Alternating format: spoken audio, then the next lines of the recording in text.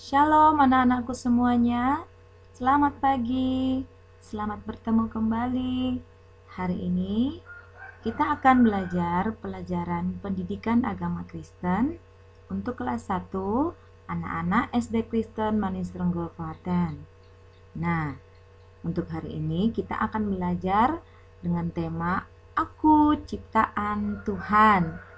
Sebelum kita lanjut, Bu Siska akan memperkenalkan diri terlebih dahulu. Nama lengkap Bu Guru adalah Yuli Maria Francisca Hamatia. Anak-anak bisa memanggil Bu Guru Bu Siska. Nah, di kelas 1 ini Bu Siska akan mengajar pendidikan agama Kristen. Baiklah, kita akan mulai dengan pelajaran kita, yaitu Aku Ciptaan Tuhan. Anak-anak, Bu Siska sudah pernah memberi tugas untuk anak-anak menghafalkan ayat hafalan dalam Kejadian pasal 1 ayat yang ke-27. Yuk kita bacakan bersama-sama. Kejadian 1 ayat 27.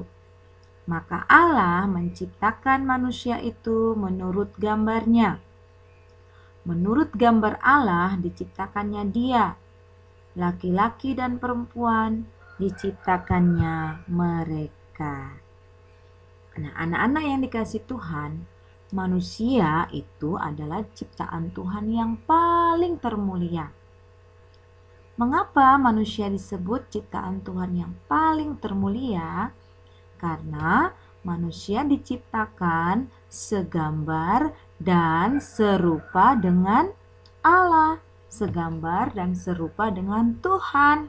Perhatikan tuh, ketika anak-anak bercermin, yang terlihat adalah wajah Tuhan. Apa artinya segambar dan serupa dengan Tuhan? Artinya, manusia itu memiliki sifat-sifatnya Tuhan. Kalau Tuhan itu penuh kasih, berarti anak-anak juga, kita juga seharusnya penuh dengan kasih. Kalau Tuhan itu suci, kudus, tidak suka berbuat dosa, maka seharusnya kita sebagai ciptaan Tuhan juga harus hidup suci, hidup kudus, tidak suka berbuat dosa. Memiliki sifat-sifat Tuhan yang lain, yaitu memiliki akal budi. Akal budi itu apa? Akal budi itu yang membuat anak-anak bisa melakukan banyak hal.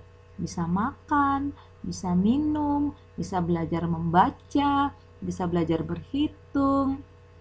Nah, jadi segambar dan serupa dengan Allah berarti manusia diciptakan memiliki sifat-sifat Tuhan, yaitu kasih, kesucian, dan akal budi. Nah, sebagai ciptaan Tuhan yang paling termulia, Tuhan memberi perintah kepada manusia. Untuk apa? Untuk merawat, untuk memelihara, dan untuk menjaga kelestarian alam ciptaan Tuhan. Jadi, sebagai ciptaan Tuhan, kita harus merawat ciptaan Tuhan yang lain, merawat lingkungan, tidak membuang sampah sembarangan. Kalau kotor disapu halamannya, menyiram tanaman, tidak menyakiti hewan peliharaan, menendang kucing, menendang anjing, memainkan belalang. Nah, tidak boleh. Kita harus merawat dan menjaga serta memelihara ciptaan Tuhan yang lain. Ini adalah perintah Tuhan kepada manusia sebagai makhluk ciptaan yang paling mulia. Nah, tahukah anak-anak bahwa Tuhan menciptakan dunia dan isinya ini selama 6 hari. Hari pertama Tuhan menciptakan terang, hari kedua Tuhan menciptakan cakrawala, hari ketiga Tuhan menciptakan daratan, lautan, dan tumbuh-tumbuhan, hari keempat Tuhan menciptakan benda-benda penerang, hari kelima Tuhan menciptakan hewan di air dan di udara, dan hari yang terakhir, hari keenam, Tuhan menciptakan hewan di darat dan manusia. Nanti kita akan belajar itu lebih banyak lagi di pelajaran-pelajaran yang selanjutnya. Tetapi hari ini kita khusus mempelajari tentang manusia sebagai ciptaan Tuhan yang termulia. Nah, manusia diciptakan Tuhan bukan pada hari pertama, bukan pada hari kedua, bukan juga pada hari ketiga, keempat, dan kelima. Tetapi manusia diciptakan Tuhan pada hari keenam atau hari terakhir. Supaya apa? Supaya semua yang dibutuhkan manusia sudah tercukupi atau sudah tersedia. Coba anak-anak pikirkan, kalau manusia diciptakan pada hari pertama, dunia masih gelap, belum ada terang. Wah, manusia bisa berjalan menabrak sana, menabrak sini. Atau diciptakan pada hari ketiga, belum ada tumbuh-tumbuhan yang bisa dimakan. Manusia nanti bisa kelaparan. Makanya Tuhan menciptakan manusia pada hari keenam atau hari terakhir supaya semua yang dibutuhkan manusia sudah tercukupi atau sudah tersedia. Ini adalah bukti bahwa Tuhan Yesus sangat memperhatikan dan sangat mempedulikan manusia ciptaannya. Tahukah anak-anak siapa manusia pertama yang diciptakan Tuhan? Betul sekali. Manusia pertama yang diciptakan Tuhan adalah Adam, laki-laki. Adam artinya adalah diciptakan dari tanah. Mengapa Adam arti namanya diciptakan dari tanah atau diambil dari tanah? Karena Tuhan membentuk Adam itu tidak dengan berfirman. Kalau yang lain Tuhan menciptakan hanya dengan berbicara. Jadilah terang, tling jadi terang. Jadilah pohon, jadi pohon. Jadilah ikan, jadi ikan. Hanya dengan berbicara. Tetapi karena manusia itu istimewa, Tuhan tidak hanya bicara ketika menciptakan manusia, tetapi Tuhan membentuk dari tanah. Dibentuk-bentuk sampai menyerupai Adam, menyerupai manusia. Kemudian Tuhan memberikan nafasnya dan manusia itu bisa bergerak. Jadi Tuhan menciptakan manusia berbeda dengan ciptaannya yang lain. Kalau yang lain Tuhan hanya ciptakan dengan berfirman, tetapi manusia Tuhan menciptakannya dengan membentuk. Adam diciptakan dari tanah. Sehingga arti nama Adam adalah yang diambil dari tanah. Kemudian setelah Tuhan menciptakan Adam, Tuhan menciptakan wanita pertama yang kita sebut namanya adalah Hawa. Hawa diciptakan bukan dari tanah, tapi diciptakan dari tulang rusuk Adam. Jadi waktu Adam sedang tidur, Tuhan mengambil salah satu rusuknya, tulang rusuknya, dan dari situ Tuhan membentuk Hawa. Nah, Tuhan kita ajaib, bisa melakukan segala hal. Tuhan menciptakan Hawa dari tulang rusuk Adam. Nah, karena Hawa adalah wanita atau perempuan pertama yang ada di dunia, maka Hawa diberi arti namanya adalah ibu dari semua yang hidup. Jadi, arti nama Hawa adalah ibu dari semua yang hidup. Nah, Hawa adalah penolong yang sepadan bagi Adam. Sebagai penolong, Hawa bertanggung jawab untuk membantu Adam melaksanakan tugasnya di dunia ini untuk memelihara, merawat kelestarian alam ciptaan Tuhan. Hawa adalah penolong yang bertanggung jawab yang saling mengasihi dan saling menghargai.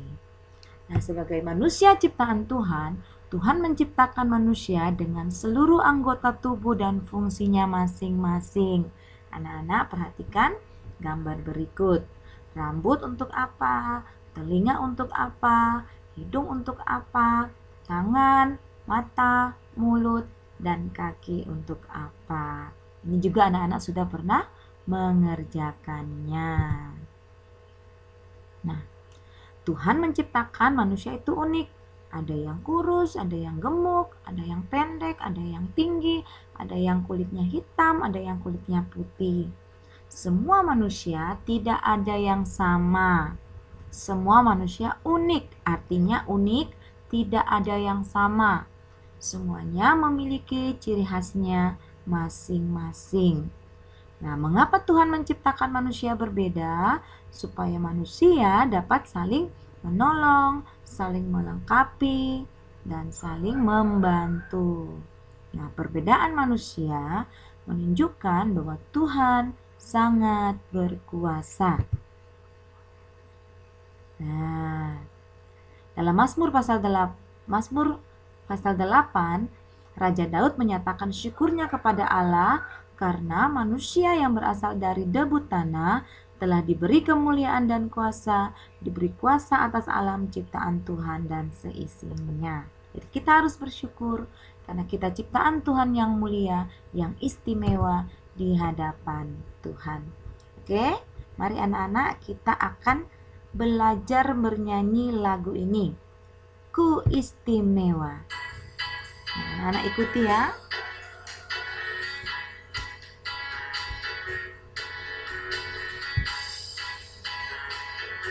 Sambil bertepuk tangan.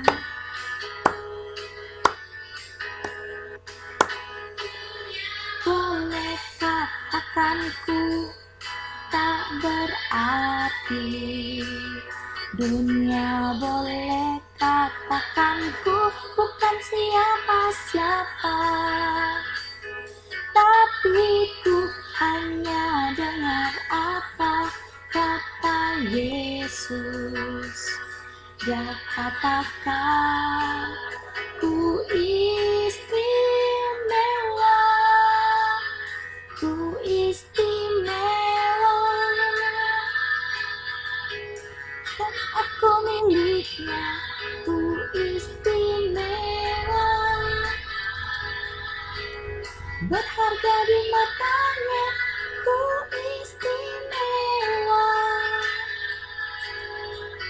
Yesus mengasihiku, Dia hadir dalam diriku dan jadikanku istimewa.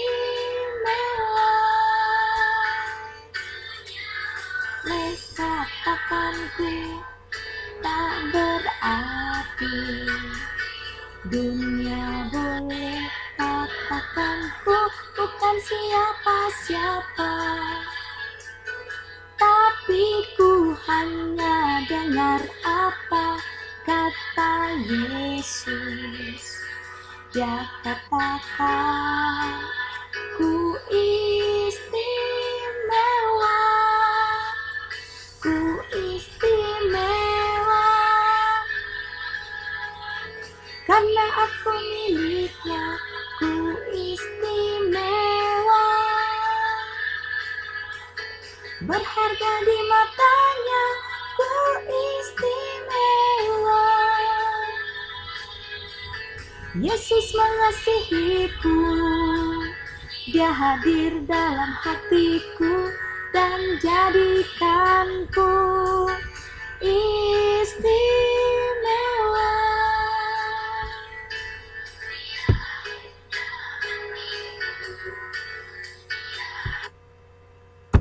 Nah, bisa lagunya? Nanti diulang-ulang ya sama mama papa ya. Oke, mari kita berdoa. Semuanya lipat tangan, Bu Siska akan berdoa. Terima kasih Tuhan Yesus, karena Engkau menciptakan aku dengan istimewa. Aku bersyukur untuk tubuhku yang Tuhan ciptakan. Bersyukur untuk mata, rambut, hidung, tangan, kaki, dan semua yang Tuhan ciptakan. Aku berjanji akan menggunakannya untuk kebaikan. Dalam nama Tuhan Yesus, haleluya. Amin. Puji Tuhan, pelajaran hari ini sudah selesai. Tetap semangat belajar dari rumah, jaga kesehatan, selalu berdoa. Tuhan Yesus memberkati. Sampai bertemu lagi.